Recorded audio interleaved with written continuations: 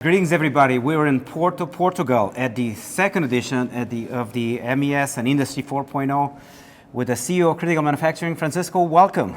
Thank you, and welcome you to Porto. It's a great having you here. Thank you. It's a beautiful city. Awesome start for the first day. Now, your first session, your keynote session, was on adding the brain to the MES, and you're talking about the MES evolving from an executor to a thinker.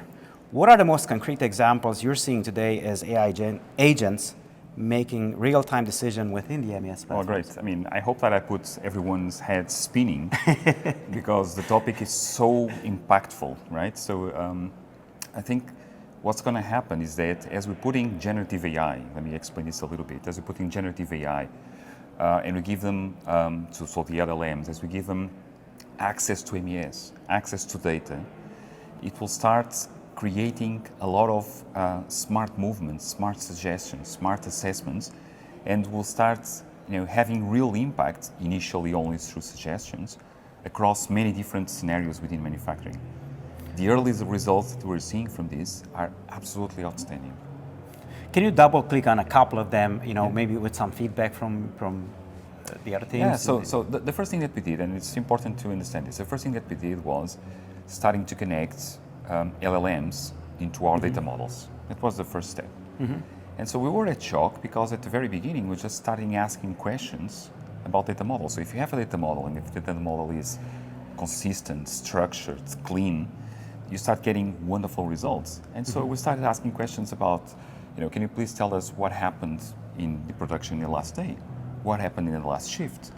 What are the problems that you have across machine processes? And just by looking at the database and looking at the results that you have there, it started producing results, right? So this was right just at the beginning, and you can see just the early entry point. But then you can think about many other scenarios which are more complex. The way we see this, an MES today is basically composed by a data, by a business layer, and a graphical user interface. And the business layer has a lot of logic, and there's sometimes hundreds or thousands of rules that people write inside of this logic. But then this logic is pretty much static. Even in a system like ours, it's very powerful, but very static. And so what this means is that over time, the agents will start to analyze what's going on, trying to assess the results of this data, these rules that are happening, and will start to make suggestions. Things like, for instance, you having this type of logic for when to do reworks. Maybe you should rethink that. You are having this logic of how to dispatch lots in material to one station or the other, depending on the allocation. Maybe you should rethink that. And then we will ask human operators to confirm those suggestions, right? And so there's so many things that can be done with this. I think we're just seeing the beginning of all of this. Right, and I was seeing a recording of the Eric Schmidt, of the CEO of former CEO of Google, that was going on record in front of the Congress stating that AI is underhyped still, and yet here we are, everybody's talking about AI. Now, what is, in your view, we'll get to the human part of it, the human operator, but I wanted to see, in your view, what's the tipping point that will push traditional manufacturing to adopt the next generation thinking MES, if you want to put a quotation mark?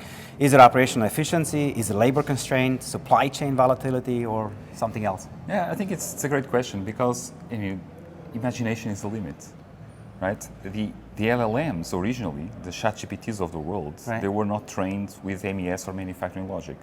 They were trained with internet scale type of logic. But what we're finding is that this can be applied into all these different areas. And so this is why I think I was able to put everyone's head spinning around, was that it really depends on what is more important for you. Is it productivity? Then an LLM can do that. For instance, we're having early results on using scheduling using LLMs. And sometimes we get better results than our own heuristics and very sophisticated methods. Right? If this is labor constraints, then the same. You can also put him to work on there. So it really depends on where people see most of the advantage. But again, I think just based on the examples that were provided, they were really able to see in their different industries, depending on what their priorities are, what were the most important things for them. Got it. There's no limit. There's no limit for where to apply this.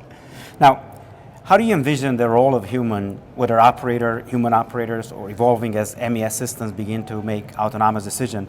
What does a co-pilot model look like in practice? Okay, this is extremely important because what we aim when we are starting to apply this type of technology is there needs to be some confidence that is built, some trust that is built on this type of systems. And so initially, everything that's going to happen is going to be suggestions being done by the agents, suggestions being done by the generative AI. Because people are still very afraid that sometimes the LLMs hallucinate or provide wrong results. And so it's going to be suggestion-based. And then what the humans are going to do is to approve or not those suggestions. Two of the things that are very important here. One is that making sure that from a design standpoint, these agents operate within guardrails. It's extremely important as well. So they operate within boundaries, within limits, within policies. They don't, just come up with stuff that goes outside of what we meant for them. And the third element is that whatever decisions agents make or whatever suggestions, they need to have a certain tracing, certain traceability that explains what has the agent assessed, what were the alternatives, what were the analysis done, and what are the results, so that you can also start building confidence.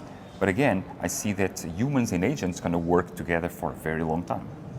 Thank you so much for the insights. And if you're in the audience, have questions, please feel free to comment, leveraging the hashtag you see on the screen. Appreciate the invite. Thank you so much. Beautiful city of Porto. Thank you. Really a pleasure. Thank you so much. Right.